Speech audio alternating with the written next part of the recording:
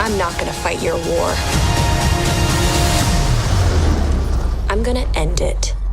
Aren't you the cutest little thing? Aren't you cute? And what's your name, huh? Fury. What's cute? I'll be back. Welcome to This Time with Daniel Shahbaz, and today we're going to be reviewing Marvel's Captain Marvel. But before we get started, Daniel, you got a message for us. Yeah, so our podcast, which is properly titled The Movie Podcast, is now available across all streaming platforms. We've done it. We've done it. The streamers are a bit late, but as the top streamers for us. But yeah, so if you like podcasts, if you like movies, if you like us, this podcast probably won't change your mind about what you think. Even if you hate us, you'll probably like it. Definitely check it out, because we have some really good discussions up there. We have 3 episodes up there currently, and please check it out. And we're partnered with our good friend Anthony, Yeah. who you'll be hearing his lovely sultry voice on the podcast as well. Yeah, shout out to Anthony. Yeah, and it drops every Monday, so whatever next Monday is, you'll hear more thoughts about Captain Marvel as well. Definitely. Without further ado, Let's get started. let's do it.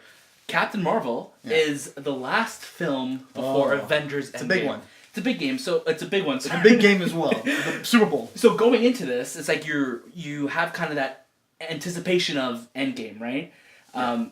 Now, Captain Marvel, I think, is a very good movie. But I think because I have that anticipation, that want of Endgame, this feels more like it's a Phase 1 or early Phase 2 movie. In the sense that, just kind of like it being more of an origin story, you don't really have that building factor. Let's talk about what works. So, Brie Larson, I thought she was fantastic. Great.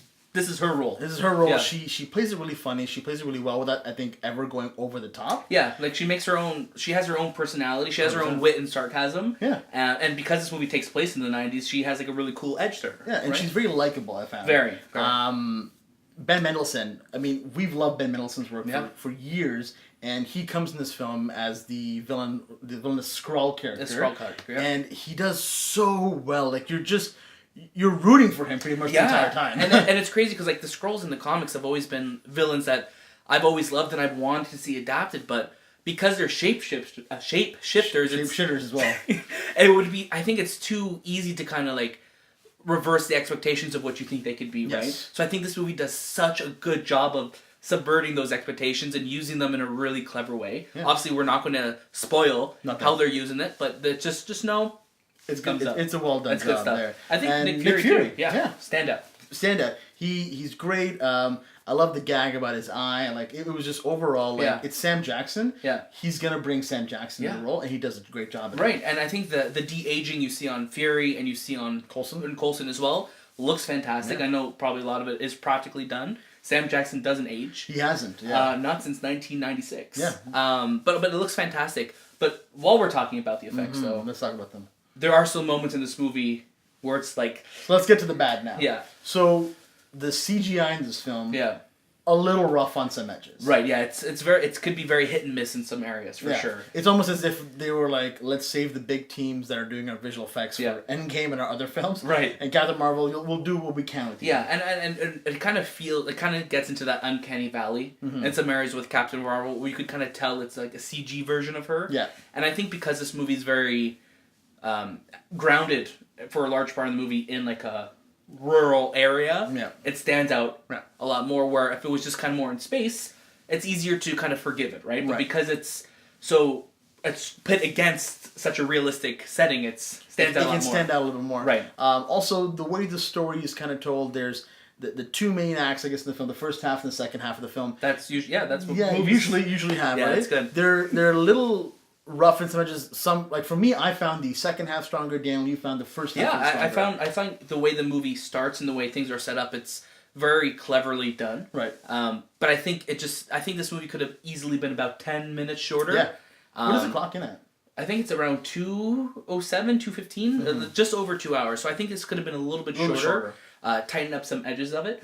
But I had a really good time with it. I mean, like you were saying, like Brie Larson owns the role. She's really fun to watch, and her interacting with Fury is really, really cool. Right. And I think this movie, we alluded to this, kind of feels like a Phase 1, Phase 2 movie, and I think that's because it just you kind of have that love for what's going to be coming next. Right. You know what I mean? Because this takes place in the 90s because this takes place before everything that we've seen. Yeah. I think that you just kind of have a connection to it. Yeah, and I think she's gonna be a really important character when we get Going into forward, for when sure. we get into Endgame. Definitely. It's not when you always have to rush out to go see for this sure, film, for sure. But I'd still stay watch it. And so would you? You'd also say that too. Yeah, I'd say it as well too. And I think, Marvel fans, obviously, we're going to watch this movie. We did. We did watch it. We just watched it. I'm going to see it again on Saturday with the family. Okay, tell them your whole schedule. Why not? Yeah. And Sunday he's going to be recording the podcast. Yes, so if you need to find me, this is where I'll be. I'm excited to go back. I'm excited to kind of pick up on some things that I missed the first time. If you're going, I think you're going to be okay going into Endgame without having seen this. Mm-hmm. You'll probably be wondering who is this chick. But I think they'll do well. Yeah. I think they'll do fine. Yeah. And again, we're gonna go more in depth on Monday on our podcast. Definitely. We'll have Anthony there as well, who watched the film with us too. Yeah, links are going to be below for the podcast. That was this time. And we'll see you next. What was that? Were you Captain exploding? Marvel. Oh, okay. Yeah. Okay.